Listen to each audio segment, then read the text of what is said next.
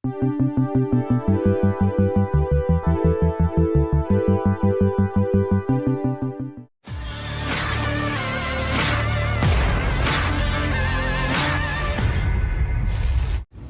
angkatan bersenjata Rusia dalam merugikan dan melumpuhkan pasukan lawannya masih gencar dilakukan. Setiap harinya pasukan Putin intens memberikan serangan-serangan mematikan ke titik pertahanan musuh.